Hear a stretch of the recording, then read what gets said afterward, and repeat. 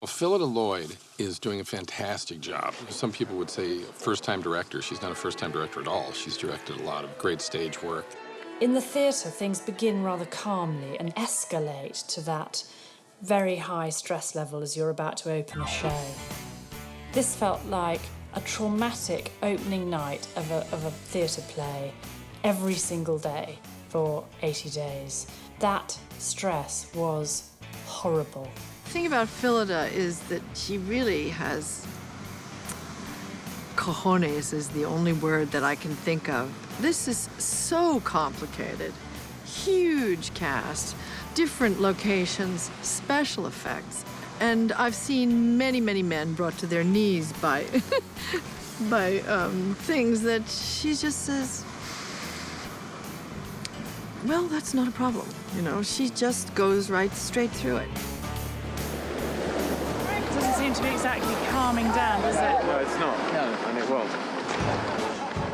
I don't know if she cries all night when she gets home, but on the set, she never gets upset. There's no drama around her. It's always just slowly and methodically working her way towards what she wants. And she doesn't give up until she gets it.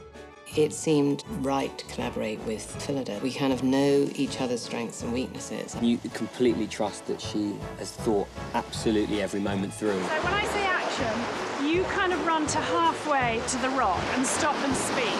And Amanda's by then at the rock and she turns around. So just as an experiment, action. To get what was absolutely at the heart of Mamma Mia onto the screen, we needed the original team.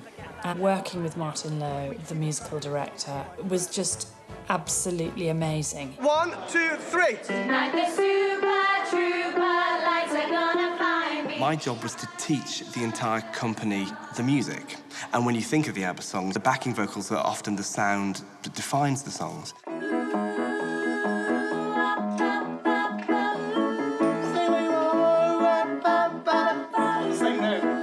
So I taught all the ensemble the backing vocals. I worked with all the principals on the lead vocals. Don't be hanging on to them. Yeah. Because everything is new. And everything is you. We always used to say that the music was the star of the show, but now we have to eat our words with such an incredible cast. All our actors sang their butts off. The energy between them and Benny was just fantastic. And in the studio, they really delivered. So it became no stunt singing. Everybody sings all their own stuff. When you're gone, how I try, how can I carry on? And that's where we're looking this way. For months, I just listened to ABBA day in and day out, driving the kids to school. I can still recall all that summer. I was on fast forward to learn music and to put it into my voice, because it's never just learning notes. It's about making it sit comfortably in your voice. And the voice is a muscle. It's like you don't go out and just dance a big dance without rehearsing. It's the same with singing. Well, I can dance with you, honey, if you think it's funny. Does your mother know that you're out? Well, I think what was great for the music department was that everybody supported Benny in his desire that the actors should sing and do their own singing. Absolutely wonderful. Let's do one more when you stand there with that energy. Now we're into the rock and roll world. And having worked on the stage show, I know what's required of actors in order to get through these parts.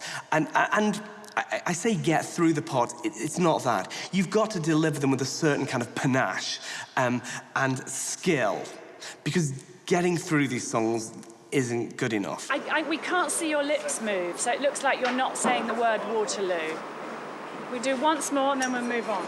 The hardest thing I found is to try and capture the energy that the track has with what they're doing is lip syncing to their track.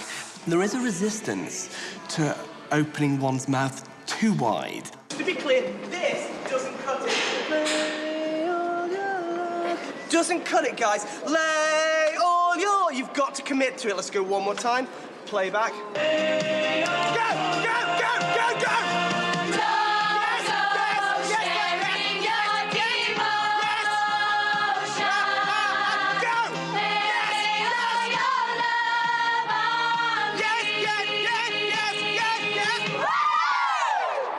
I try and encourage actors to be brave, but it's scary for them. It's really scary, because they're very exposed.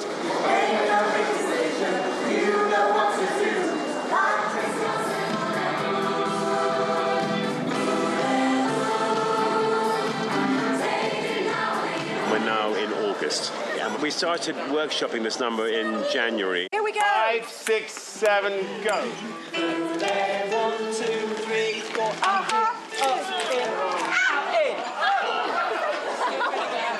Okay, guys.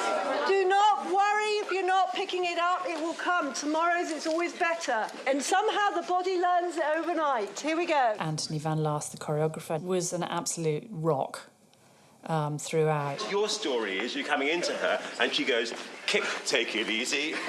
Of all the shows I've choreographed, Mamma Mia was possibly the hardest show I'd ever worked on. For safety, always have your hands here so that if she ever did keep going, then you'll always know where the kick is. It's not thought of as being a hugely choreographed show, but in fact, every bit of what appears to be improvised, free, spontaneous movement actually is really thought out and developed and takes the story forward. Tonight the points, troopers, points are gonna find me marching. Yeah, woo! Aren't they good? Yeah, stop. After that, some of you can still leave your hands up on the marching so all the hands just don't drop down. Right, same again, please. Tonight the super trooper shining like the sun, smiling, having fun, feeling like a #1. A lot of stage musicals have really struggled to find a reason, I think, to be on the screen. You know, musicals that are set in theatres or set in offices. But for us, we were already on a beautiful island. The feeling was that it might all be done in Greece, but when you start looking at weather conditions and the fact we had quite a few large dance numbers, we decided that we would build a taverna set on stage. So we're in the 007 stage, which is the biggest stage in Europe, certainly. Maria Djokovic, who was our production designer, is another personality whose stamp on this is going to be remarkable. What we're saying is there's this complex of buildings on top of a hill, and everything on top of that hill you see here in the studio, and everything at the bottom of the hill is in Greece. We did shoot some numbers in Greece. Winner Takes It All, Does Your Mother Know, Lay All Your Love. Here we're up on the main terrace. All these buildings have interiors and exteriors to them. Kitchen in the basement, and the boys who work here live upstairs. And then there's something that we call the old goat house, where it's kind of garagey space. I don't want to seem ungrateful for the scenic tour, but might I be shown my room now? Well, don't hold your breath, Harry, but I think this is your room. On a stage, you're creating much more of a fantasy. On a film, you're actually creating a world that has to be utterly believable and credible. All the vegetation is real. The olive trees, which are alive and watered daily, and special grow lights come down at night to keep the trees alive. It was a bit of a sort of Shangri-La, magic castle on top of a hill. But the finishes and everything that Maria did were so real. In the end, I think it gave us both something real and something quite heightened. The trick to make this work is it should be visually joyous, #1. It's a musical. The spirit of it is slightly frivolous and all those other things. But at the same time, the audience has to believe it. My God! Oh,